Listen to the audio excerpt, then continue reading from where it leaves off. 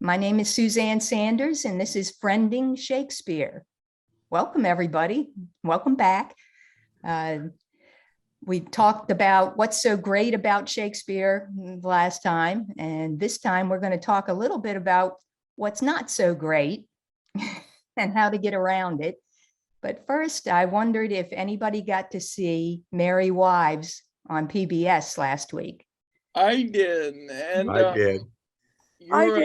You mentioned before I forget in what context, but you said to pay attention to the way the actors gesticulate, the way they emphasize the dialogue physically. Mhm. And I was able to follow like what was going on Okay. much more than the dialogue from the way the characters did, like the ones for cuckolding and other things. I was able to know what was happening from that. Excellent, excellent. I'm so glad it worked for you. Yeah. How Yeah, did the I rest really of you do enjoyed with it? I felt the same way. I found it very accessible when I previously read Shakespeare plays and couldn't figure out what was going on. It was so much nicer to see it. I was wondering if anybody had trouble with the Jamaican accents. I did. I I found that as difficult as 15th century English, to be honest. I thought about that. I didn't realize it was going to be so Jamaican. And I figured you didn't. I loved the staging and the costumes and the energy, but I had a very hard time following it. I didn't know the plot, so that made it even more difficult.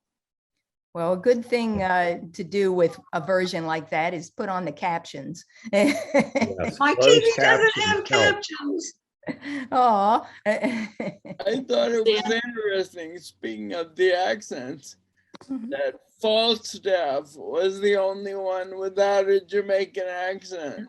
yeah, that's true. Yeah. But I liked their Falstaff because of the way he was charismatic. He wasn't just a fool, you know, he was also very charismatic when he actually got down to it. You have to have that charisma for Falstaff. Well, and they also had two non-straight characters, which I'm not sure if that was alluded to in the original play or if that was a modern adaptation. Well, in the original play, instead of them having people that they actually would want to marry, it ended up being boys dressed up as girls. And so, you know, in that time, you could only get married if it were, you know, actually heterosexual. So, you know, they could not marry the people they were set up with. And in Merry Wives this time, they changed the ending in that respect. They made it so that it would be characters that they could actually marry. And I thought that was kind of sweet, you know. If one wedding's good, three weddings are better in a comedy. But I don't think the accents were strictly Jamaican. I think this was whole African diaspora was represented there. And I don't know if that's the current situation in Harlem, or if that just represents the evolution over time in Harlem. Well, that sounds pretty much like, you know, what it sounds like in that area on the subway. I can tell you that. You know, it's kind of a blend. I call it, you know, Jamaican because I figured that would be the easiest to identify. But you hear all kinds of different accents all blended together, and they kind of hit that on the head. So it was fantastic, and the captioning is what helped me since I have hearing issues anyway. Yeah, don't we all? Too much rock and roll in the early days. Well, I'm so glad so many of you tried it out. Did you use your ancient technique? Take a breath and smile. That always helps. It always helps. The number one complaint about Shakespeare is that it's too hard. Now, we've kind of been inching up to this, but I have to say, what's the problem with something being a little hard? Think about something that's complex, has a lot of characters, a lot of locations, like Game of Thrones or Outlander or something like that. You may not know who everybody is right at the start, but over time you get so you understand who everyone is and what's going on and all that. And the more you get into it, the more you can share it with other people, and the more fun it becomes. Shakespeare's the same way. There is a lot going on. At the start, it seems very daunting, but over time, if you take it in little bits, take little nibbles, then you can get further and further into it, and it gets easier and easier. If you have a passion about something, you'll happily give hours to it. So obviously, I've gotten to the point where I'll just give unlimited time to Shakespeare, but you don't have to start that way. You can do little bits. You can begin with a calendar of quotations.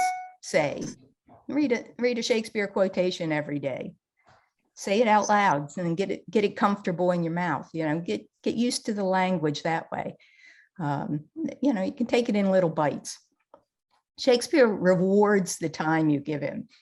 He helps you with the most difficult job we have to do in a civilized society. Being civilized people, being empathetic, being people who have evolved thoughts and evolved emotions.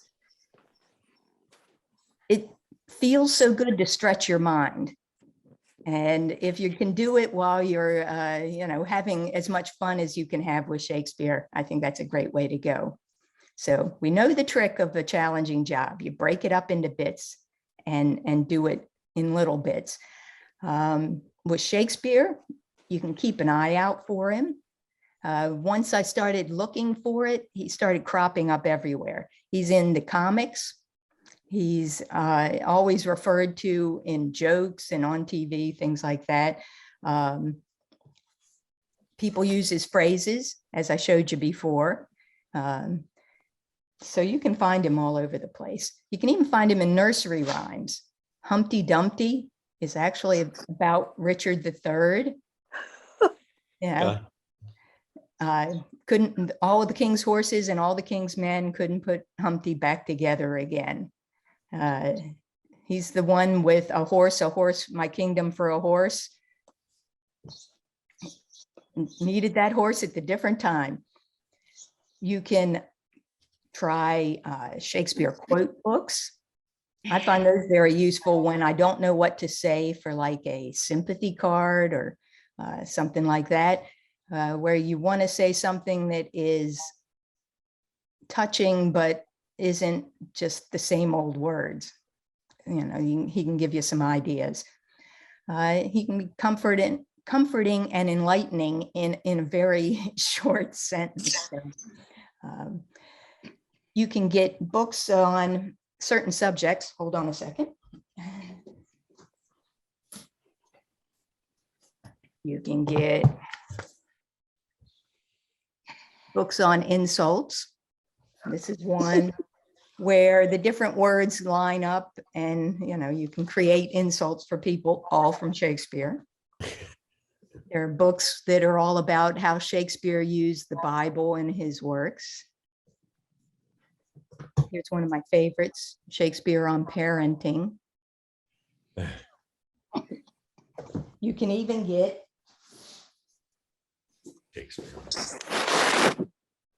Shakespeare on football. Let me give you one, I'll prove this. He that escapes me without some Jesus Christ. he that escapes me without some broken limb shall acquit him well. Straight from Shakespeare. You can get books about the flowers and plants in Shakespeare. So you can take whatever your subject is that you're interested in and just kind of work your way in that way. You can read and watch histories of the time periods that his plays are about. Even though he's not historically accurate, it helps to know what was going on during the Wars of the Roses if you're going to be reading a history play.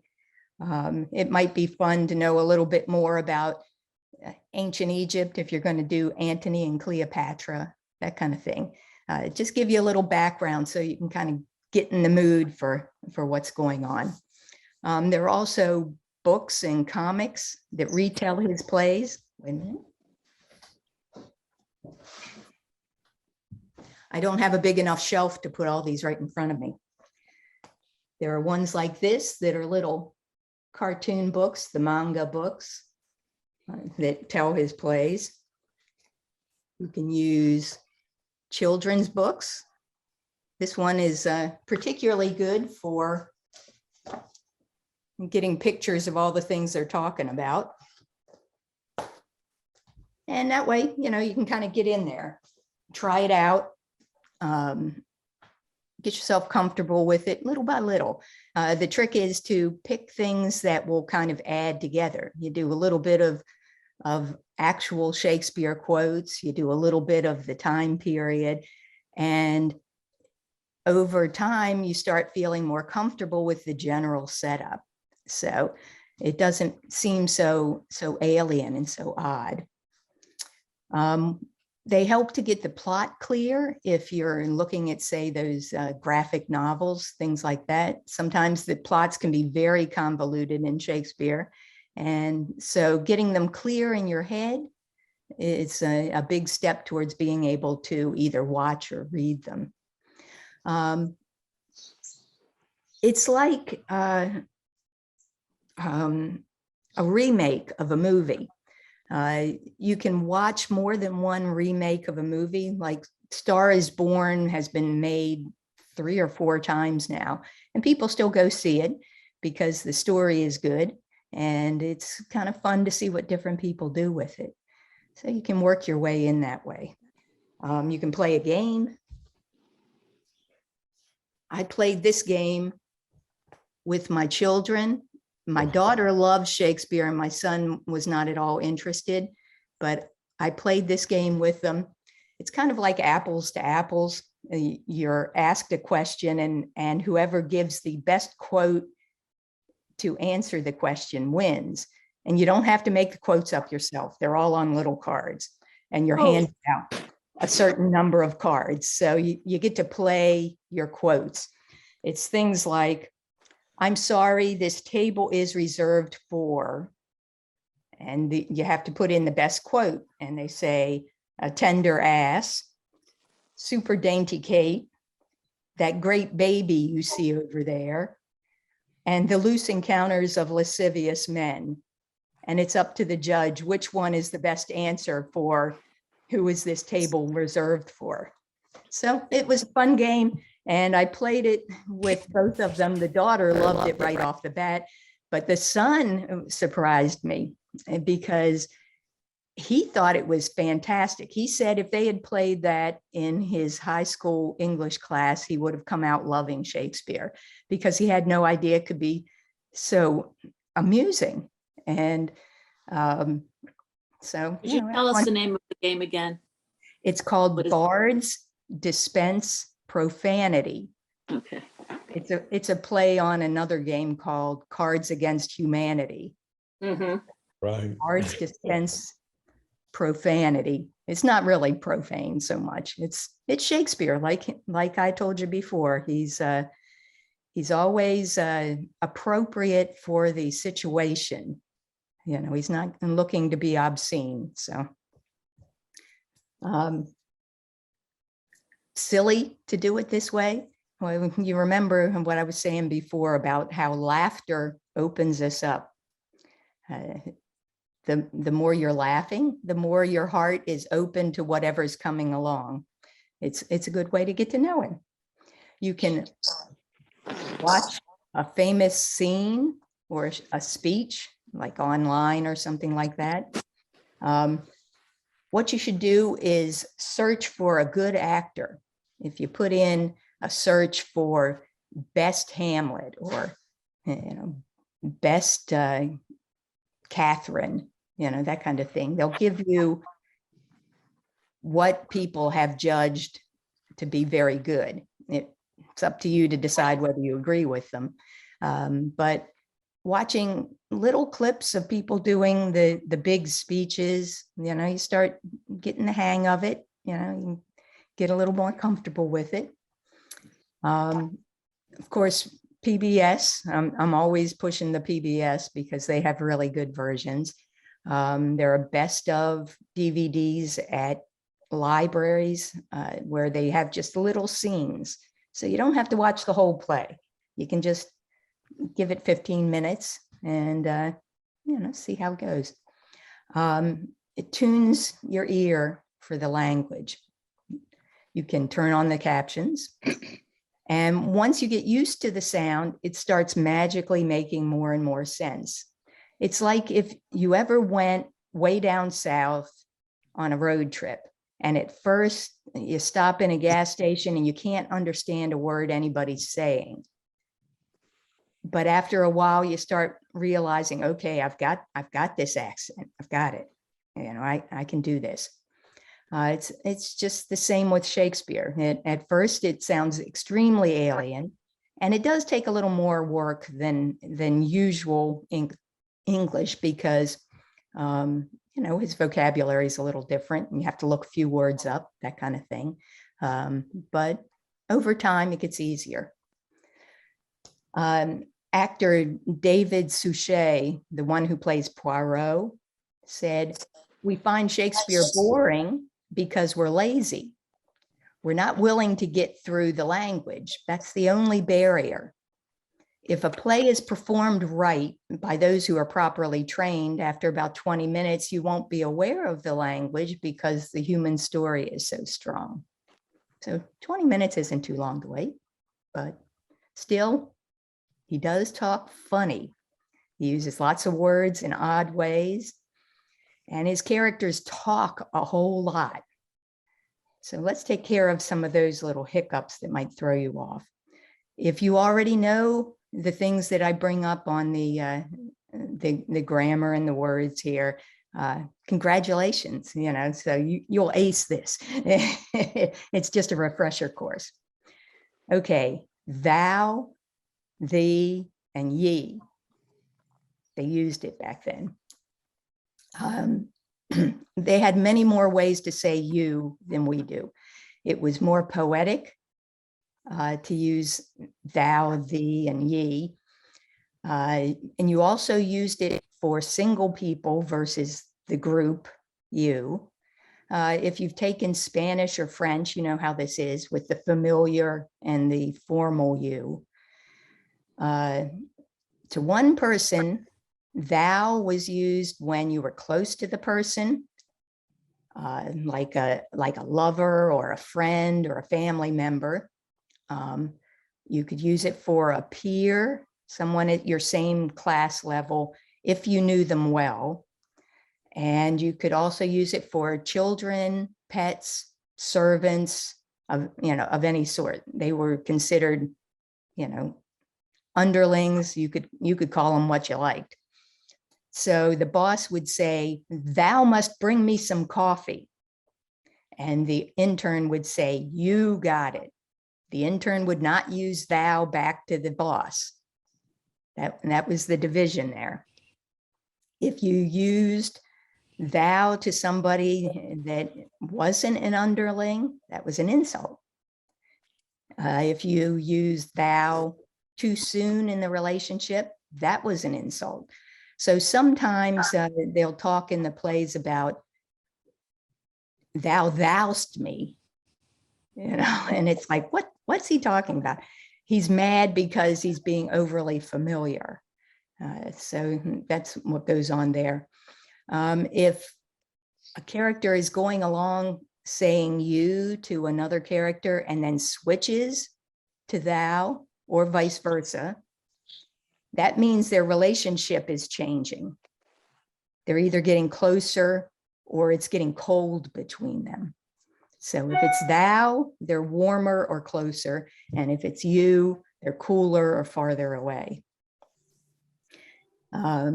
So imagine like two lords meeting for the first time. So they're on the same status level, but they don't really know one another. If one calls the other one thou, it's an insult. It would be like calling a Black man boy nowadays. So you could call you to an underling to show respect because you're raising them up. But if they're at the same level, you got to be aware of who already knows one another. Weirdly enough, they use thou for God. They still do that in the Bible. It's considered an intimate relationship that Christians have with God. So that's why they did that in the King James Bible and whatnot. Like thy kingdom come. That's the language of family. People would talk to their families like that back then. Now we just don't bother. The only times we use it are when we get those little nuggets that are like the fruit in fruitcake, where the language has gotten stuck in some form, like, "O little town of Bethlehem, how still we see thee lie." It's stuck in there. It's from back in the day when they actually used that. God rest ye merry gentlemen. Ye is a group of gentlemen that you're familiar with.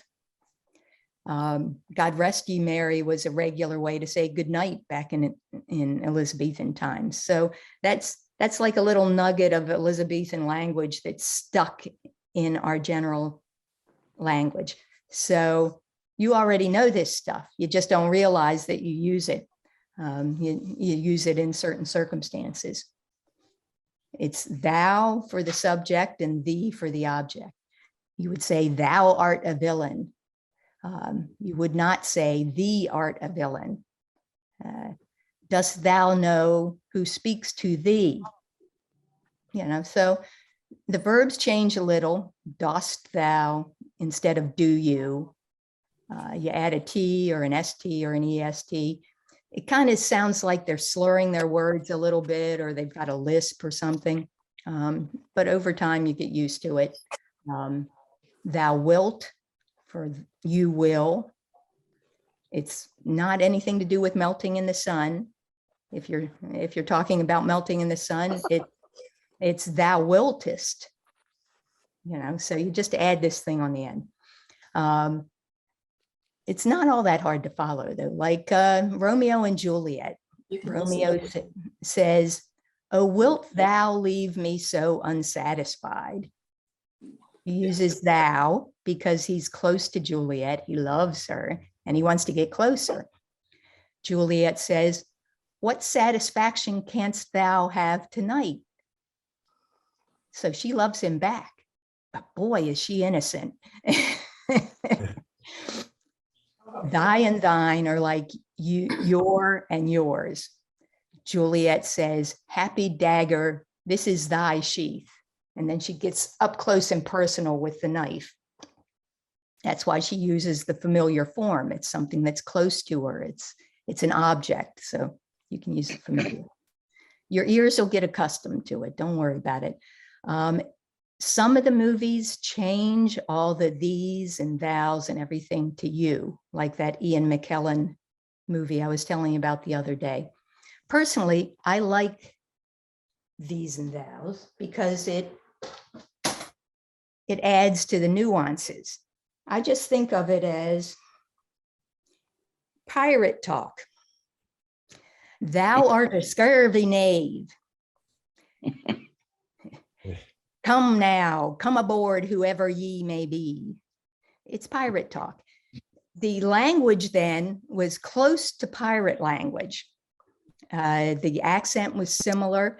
Sometimes if things that are supposed to rhyme don't rhyme in Shakespeare, you can say them in pirate talk and they will. To be or not to be, that is the question. Yeah. It's fun. And sometimes it makes more sense if you think of it as pirate talk. English was wild and woolly back then. Spelling was the best guess that you could come up with according to the sound. You could not find English in official documents for the most part. It was all Latin or French. So since nobody was writing English down, you could do what you wanted with it.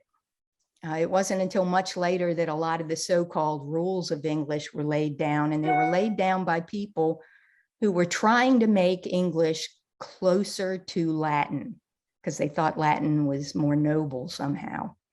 So back in Shakespeare's day, it was very organic, very changeable.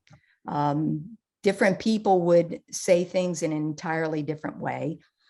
So if someone in the plays doesn't follow the rules of English, it doesn't mean that they're uneducated or ignorant or anything like that.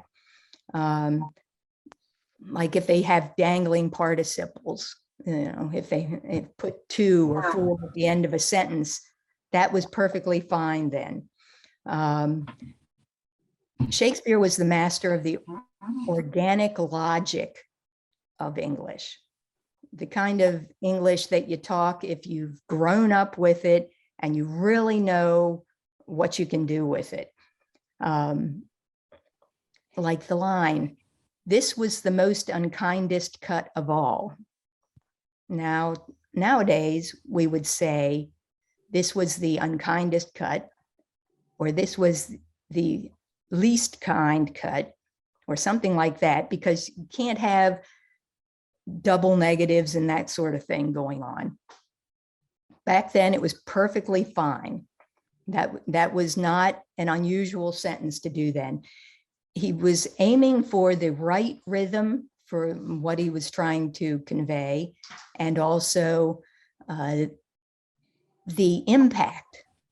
Sometimes, you want the impact of double negatives. You might even want the impact of triple negatives. There's Viola in Twelfth Night. She's a lady, she's educated, cultured, but she's also masquerading as a man. So somebody asks her about what woman does she like. And she says of her heart that no woman has, nor never none shall be mistress of it, save I alone. Nor never none. Triple negative. Nobody would have blinked an eye at that back then. It was perfectly fine. By the way, save in that, save I alone, means except I alone. It's like you're saving one example out of the rest of them. And mistress was the same as Mr. It was not anything to do with a person's sex life. So saying mistress was like, I am the master, only it's the feminine version, which means that she slipped up. She called herself mistress rather than master.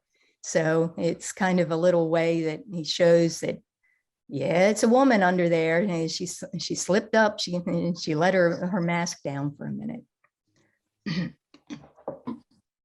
I'm a little hoarse this morning. Like Shakespeare, we change word order for emphasis. They did it a lot more back then, but we also do it. We say, "That I like," instead of "I like that." If we really like it, we say, "That I like." That's the kind of thing Shakespeare does.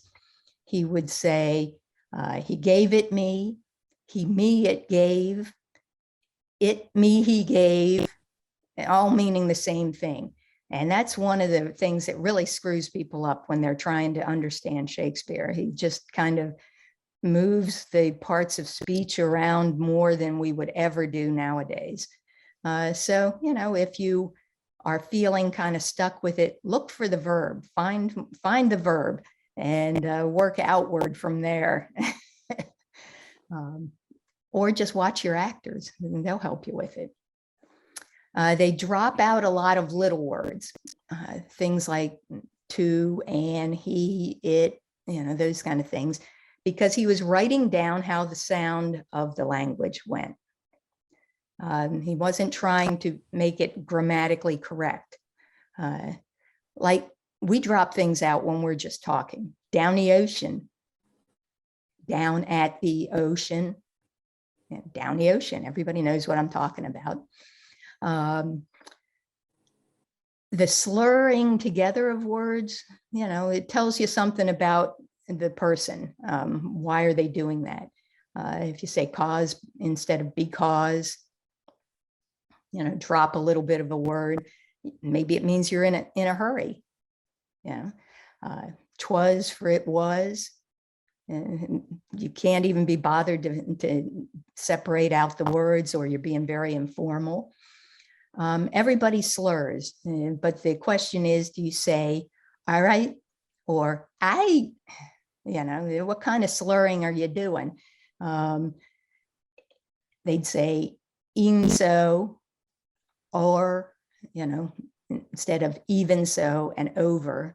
And so to us, it sounds a little bit weird because we're reading it and it's like, why don't they just spell out these words? He was trying to get across how it sounds. So that's what that's all about. Everybody slurs. We say gimme instead of give me. The Beatles said, I want to hold your hand, not I want to hold your hand. Inagata Davida started out as in the Garden of Eden. Yeah, so everybody slurs. He was just writing the way that people spoke. And so you end up with little odd letters and bits like a and an. They don't just mean you're referring to a noun, a dog, an apple, that kind of thing. They also use it for a lot of other little words like he, at, to, by, on. It's kind of like people saying in conversation. Only back then they would say and that's what that little a means. Sometimes if you read it out loud, it makes more sense. There's a scene in Much Ado About Nothing where a guy is singing, and apparently he's not singing very well because Benedict complains about his voice. And he had been a dog that had howled thus, they would have hanged him. Well, he starts out with an. And so you can tell from the way the sentence goes, it's if. So don't get hung up on the fact that there's an and there and what does that refer to and all of that. Just kind of read it through, get the general sense of it, or listen through and get the general sense, and you'll be all right. You gotta go loosey-goosey and be willing to ride with it. The words were used so much more flexibly. It was kind of like talking to toddlers. You, me, go. You know, a toddler will tell you, you, me, go. You, me, go. You know they mean you and me are going to go somewhere, or you take me somewhere, or something of that sort. But it's not all the words that you need in the sentence. A toddler will tell you, he reminded me. You know, uses it a little bit differently than we would use it. He reminded me, you know, but you can figure out the sense of it. And Shakespeare's the same way. You just got to be loosey-goosey, do your breath, give it a smile, let it come in. Some of the words have changed their meanings. They used the word teen back then to mean trouble. So I think we could figure that one out. There are ones like antic. They use that a lot to mean kind of a jester. They call people an antic. If you think of somebody who does antics, then a jester makes sense. We can figure it out. So if you're reading it, and it doesn't make sense, talk like a pirate. Read it out loud. It'll make more sense. So you don't need to remember all these details of language. You don't need to memorize it. If you watch it on screen or in a video, the actors will help you with all this. So that's why it's so important to pick out versions where you feel like you're on the same page with the actor or director. Especially at the start, I'd recommend not going for something that's too avant-garde, because that just adds another layer of things to understand going on. It just, the straight story and the straight text are pretty good. So everybody learns their own way. Some people love the idea of watching, but some people want to read. So let's talk about choosing a book. Before I go into that, any questions? Is there, there's got to be a Shakespeare dictionary somewhere, isn't there? Oh, yes. There are dictionaries that have pretty much every word that he ever wrote, analyzed up and down, so that you can tell the meaning and look up where it was used and, all that kind of stuff. Most of the time, a regular version of the plays, like, by the Folger Library or Arden publishers or something, will have the words that would trip you up defined, either in the footnotes or right next to the text or something. But there are some good dictionaries out there. And one of the things that they're especially good for is they'll put things together like titles, the different titles of the, dukes and earls and thanes and all those people, and tell you what the levels are. Oh, I have somebody that's not muted. Let's see. Well, whoever's out there that is not muted, please mute yourself, because we're getting your background.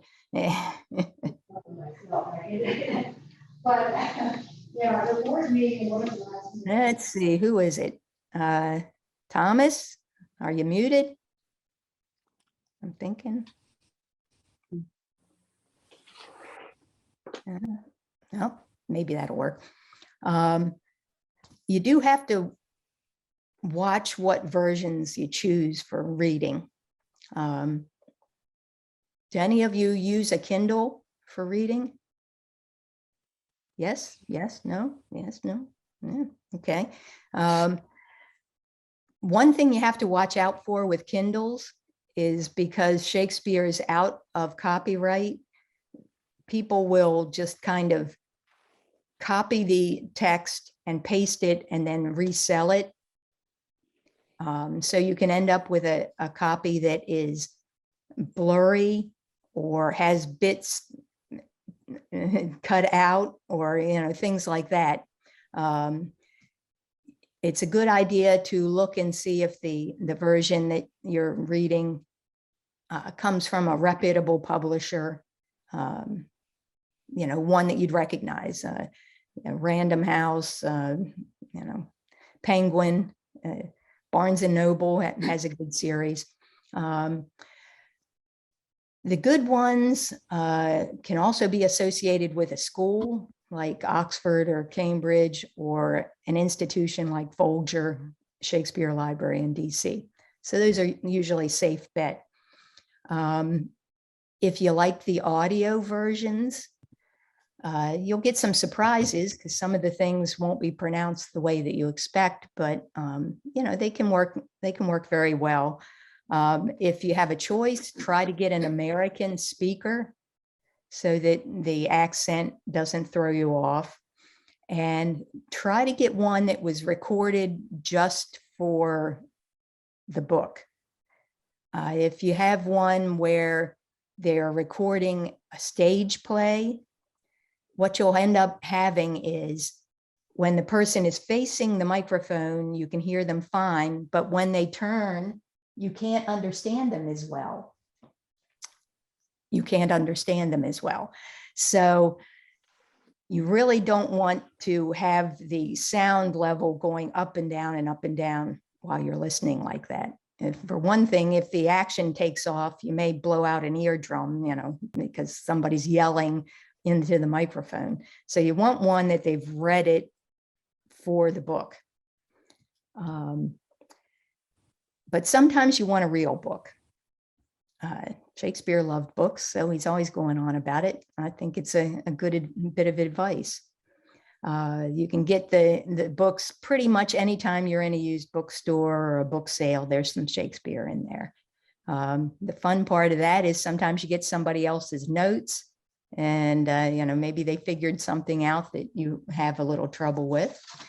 But you shouldn't settle for a crappy edition.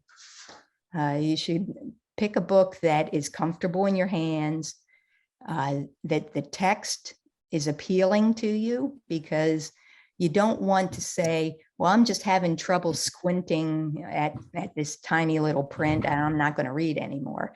You want to be comfortable while you're doing it. Go ahead, be picky. Don't get something that's moldy, smelly, you know, whatever. If you're going to use one, you know, go ahead and get the good one. There are often, whoop, Thomas, I think we can hear you in the background there. If you mute your mic, please. There are usually extras in the books, things like the definitions, as I said before, maybe a description of Elizabethan England, so you can understand some of the background details that I've been giving you. Often there's a biography of Shakespeare. We don't really know an awful lot about him compared to how much we know about people nowadays. We know a lot compared to what we know about most people back then. But because we don't have a lot of the more intimate details of his life, a lot of people have kind of guessed at what maybe his home life was like or where he went, things like that. We don't even really know what day he was born. We just kind of guessed because he was christened on the 26th of April, and most people were christened 3 days after they were born. So, you know, they guessed. A lot of the people guessing about his home life have really kind of let their own situations bleed through.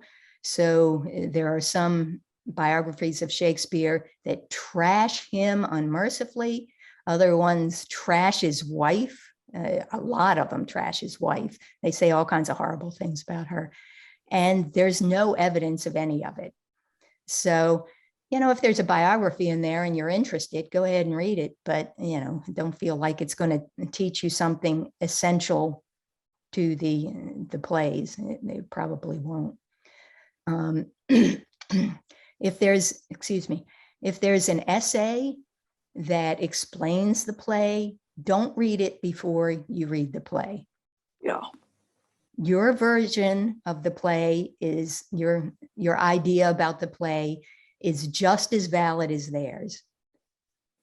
What you think about it is the most important thing. And whether they think it's wonderful or terrible or, you know, whatever, makes no difference. What makes a difference is whether you are getting what you want out of it and whether you're enjoying yourself. So save that for later.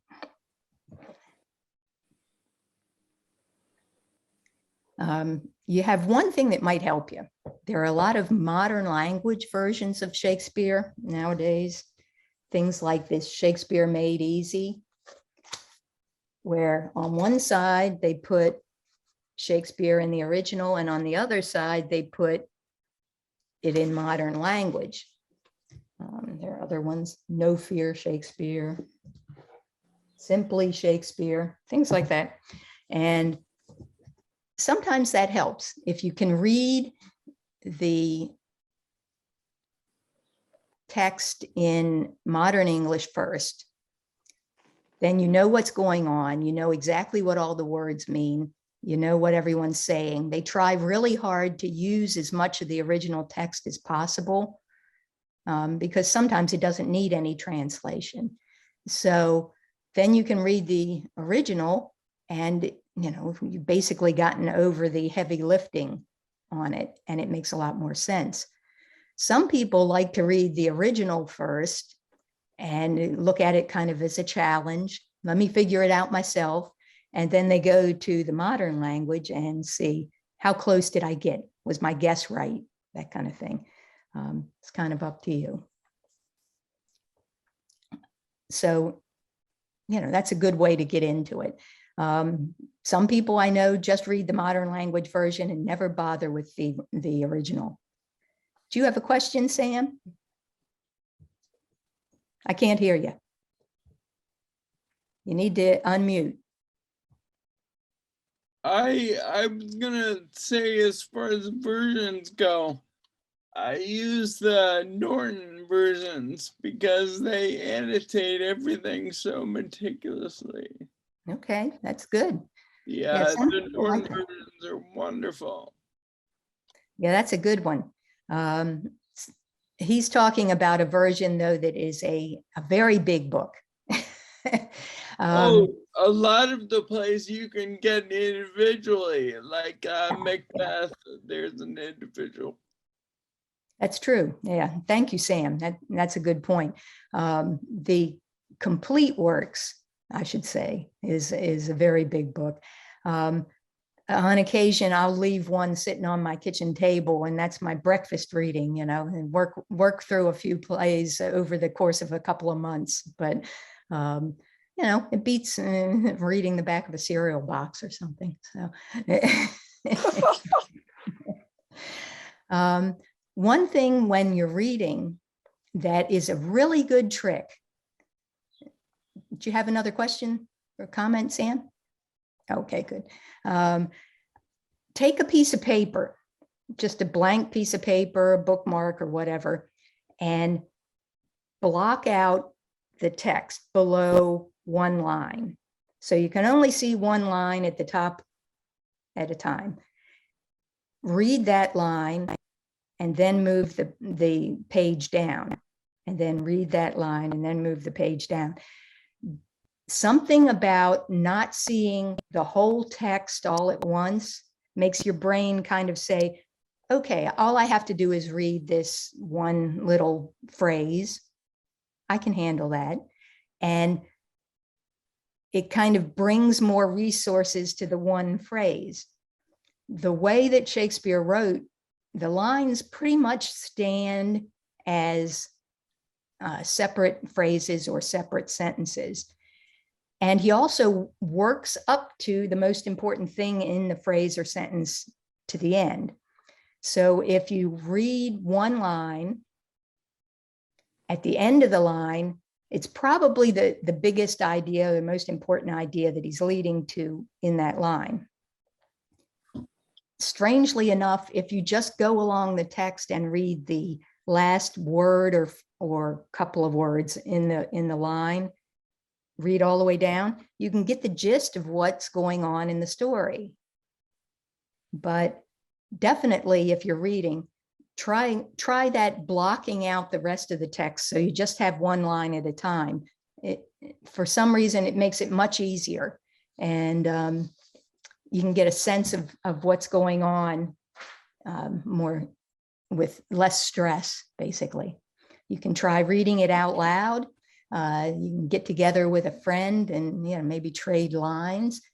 Back in 1880 to about 1940, there were Shakespeare clubs in America. There were about 500 of them that were very very popular, where people would get together and they would read the plays together or talk about them or whatever like that.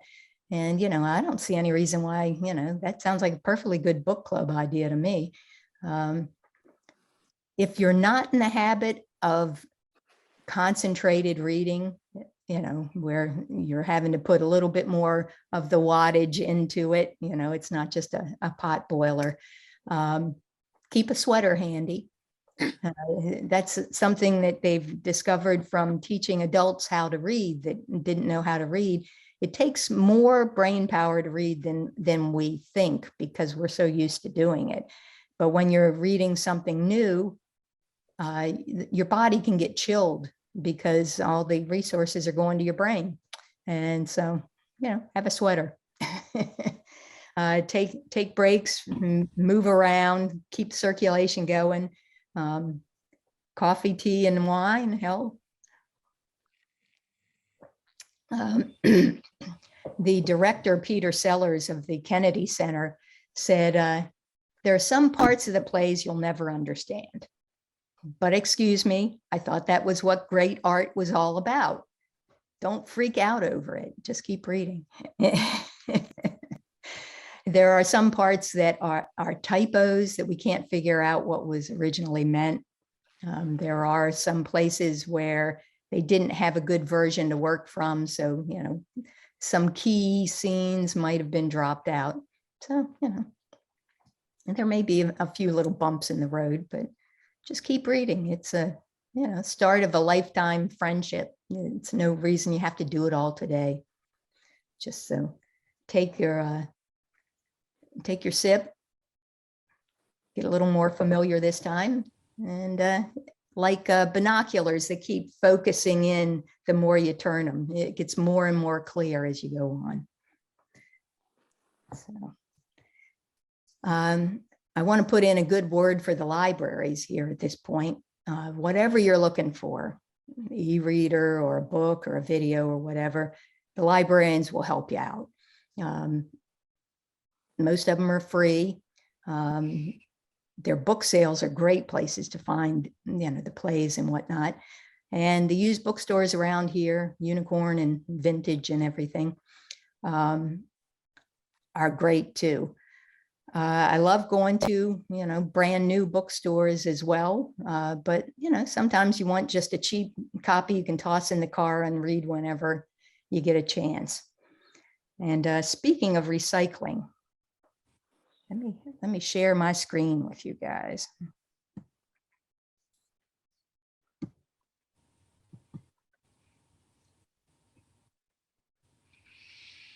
All righty.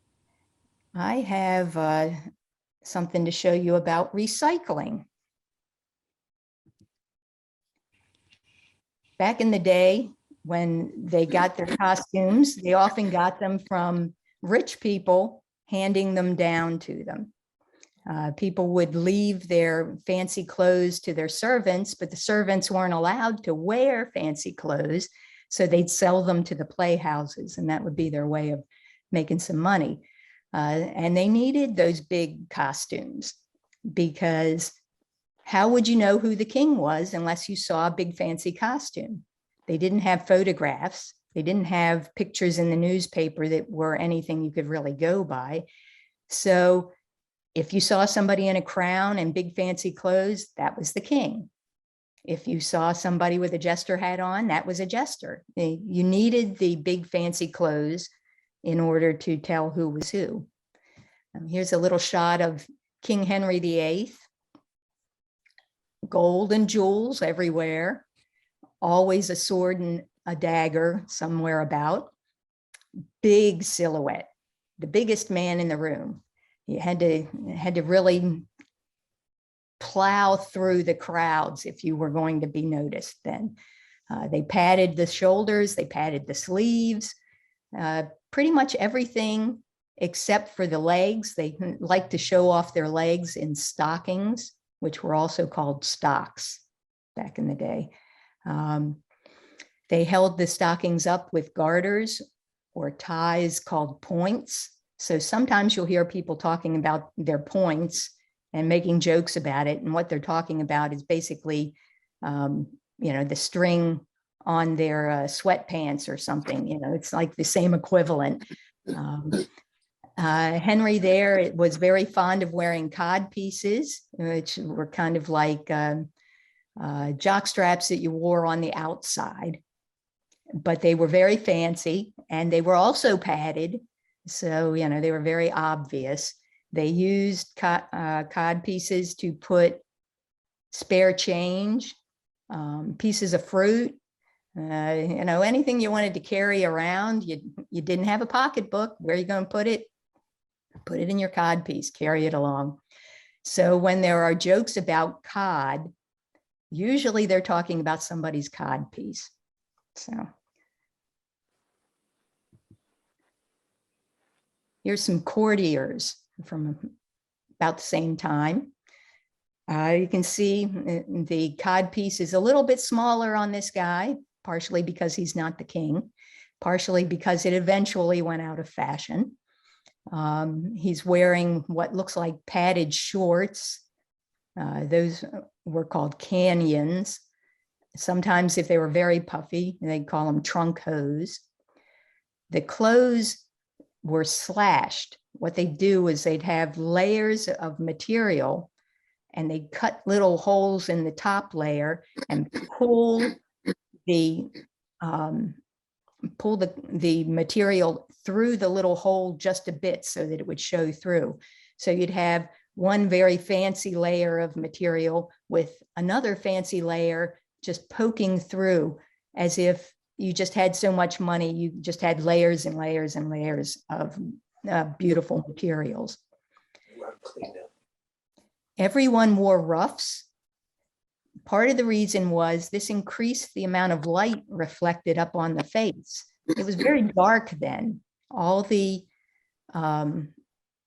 light was from candles, unless it was midday, but even in daytime, small windows, rooms without any windows at all, you needed everything to help you along.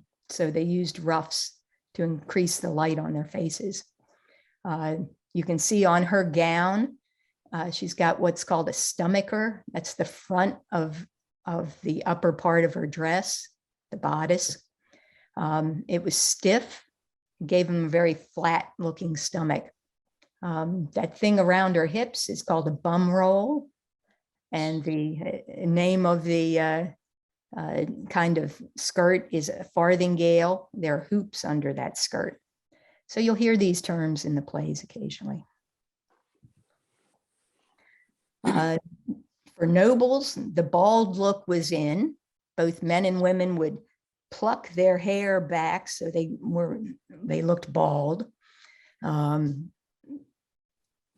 don't know why. That's just what they liked.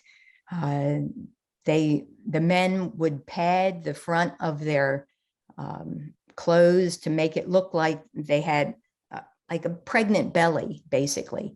They called that a peas cod. Sometimes they'll talk about somebody being a peas cod.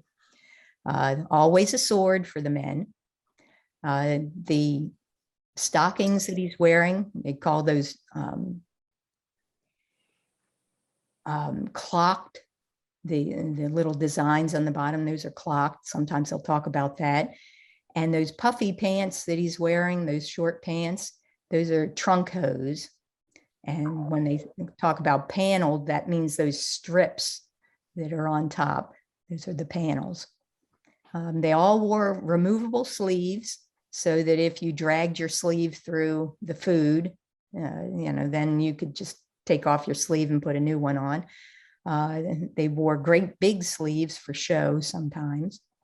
And underneath all this, they wore what they called a chemise, which is kind of like a long shirt. So you'll hear that term too.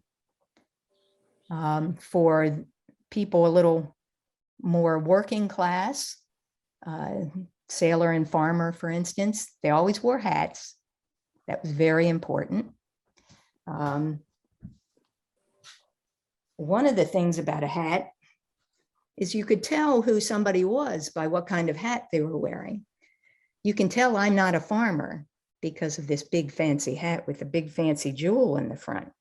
But more importantly, when people are throwing their chamber pot contents out the window while you're walking down the street, you need a hat. So everybody wore a hat. Everybody wore ruffs, including on their bedclothes. We have the names of some of the clothes here: the doublet, which is like a sleeveless jacket, a jerkin, which is one that has sleeves, knee breeches, trunk hose, canyons. Those are all the various pants. Sailors went barefoot when they were on the ship, so sometimes you'll hear people referring to that. And they kept their stockings up with ribbons for the most part. Here we have Queen Elizabeth. Got a great silk mantle, very rich clothes, embroidery, pearls, lace, diamonds, everything. It's the more you can put on the clothes, the better. She wore lots of makeup made out of white lead, so that might have explained some of her craziness in the later years. By the time of Queen Elizabeth, the line of the body was a little bit more natural because they took that bum roll off the butt and moved it under the dress and kind of smoothed it out a little bit. So it looked a little bit more natural. She wore wigs all the time. Carrying around scented gloves was a thing that ladies would do. They thought that the scent would keep the plague away. And she liked ostrich feathers fans also. So I thought y'all needed to see some of the clothes there. There were all kinds of rules about who could wear what, and you could be fined and jailed if you wore the wrong ones, because it was considered fraud. Basically, you're pretending to be someone else if you're wearing their clothes.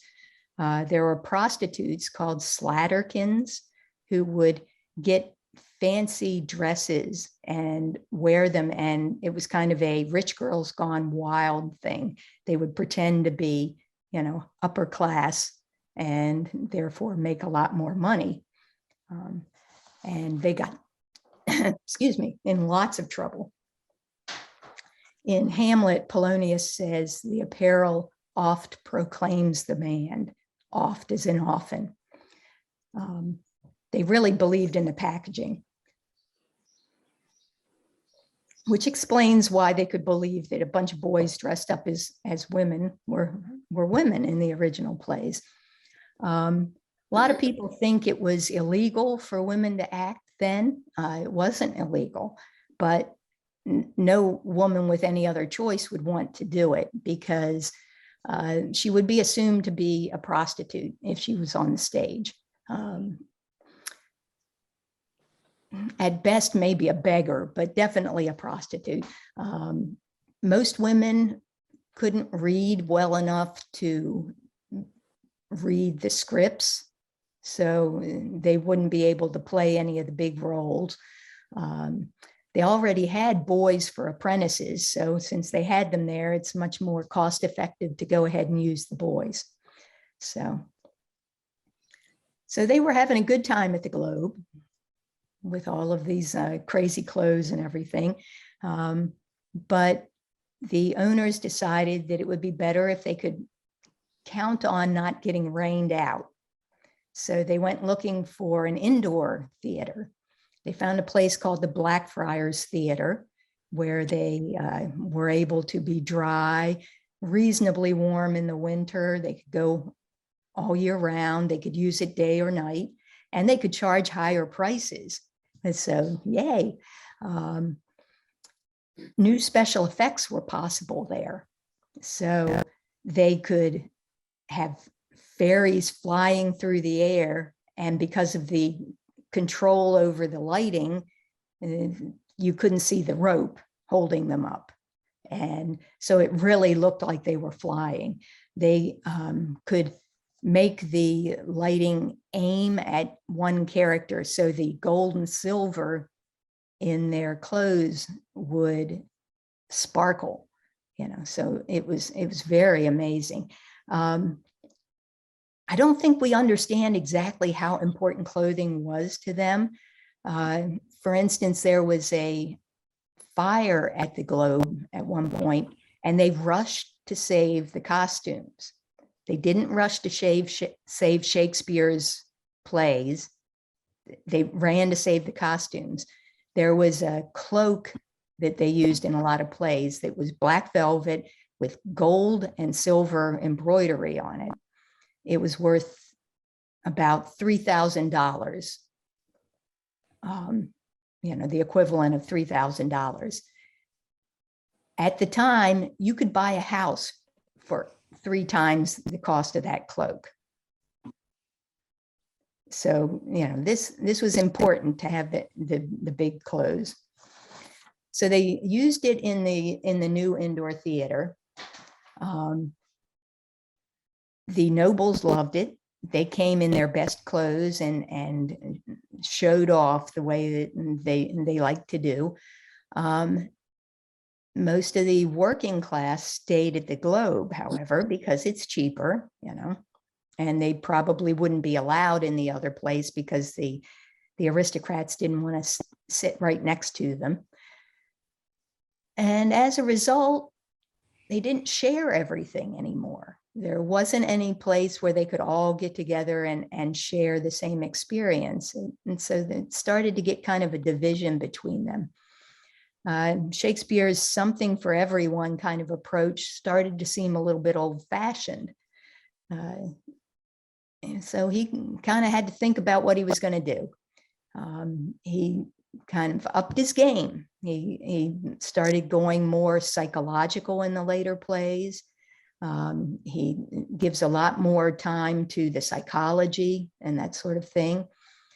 He experiments with the ways of telling the stories. He brings in more songs, brings in all kinds of special effects like goddesses coming in dressed in their outrageous goddess clothing. He ran into a little bit of trouble because the aristocrats really didn't want to be challenged all that much. They didn't want to have to think too much about what was going on. They were out for a good time and to show off and everything. But he went with it. If they wanted to have what they called masks, where people would dress up in beautiful clothes and parade across the stage, he wrote a mask. He wrote whatever they needed to make them feel good, keep them in the seats, and it still works. But he showed that he could do spectacle. He came up with The Tempest, where we've got shipwrecks and storms and flying spirits and a monster. The lead is a great magician who controls everything. He has a divine pageant where Iris, the goddess of the rainbow, and Ceres, the goddess of fertile fields, and Juno, the queen of the heaven, protector of marriage, all celebrate his daughter's wedding. And then Shakespeare capped it off with the best special effect of all, his luscious, evocative language. Our revels now are ended. These are actors, as I foretold you, we're all spirits and are melted into air, into thin air. And like the baseless fabric of this vision, the cloud-capped towers, the gorgeous palaces, the solemn temples, the great globe itself, all which it inherit shall dissolve, and like this insubstantial pageant faded, leave not a rack behind. We are such stuff as dreams are made on, and our little life is rounded with a sleep. Then he took his leave. The Tempest was the last play he wrote alone. It's considered sort of a final bow. He did his bit for his partners. He trained up some replacement playwrights. He wrote a couple more plays in partnership with the younger playwrights that he was training. But then he went back home to Stratford. about 1611. I'm sure he felt like a success. You know, he had lots of money. He had the status of gentleman, even though he had started out in a questionable field of acting, kind of a Meghan Markle of his day. He had the second biggest house in town. He'd earned fame, admiration in the capital city. He was the groom of the bedchamber for the king. He had performed for the queen. But he didn't get to enjoy it very long. He died just 5 years later in 1616. So the fashions of drama continued to diverge from where he was. There were different shows and different sorts of plays, depending on if you were working class or aristocratic or, you know, whatever. Few people did the multicolored, empathetic, crowd pleasing, we're all in this together Shakespeare. But two of his buddies said, we can't let him be forgotten. So Henry Condell and John Hemmings got together and found the best versions they could of most of his plays and gathered them together in the first folio so they wouldn't be forgotten. They saved them for you so that you could enjoy them. And I hope that I've given you a bit of eagerness to enjoy this gift. Do I have any questions at this point?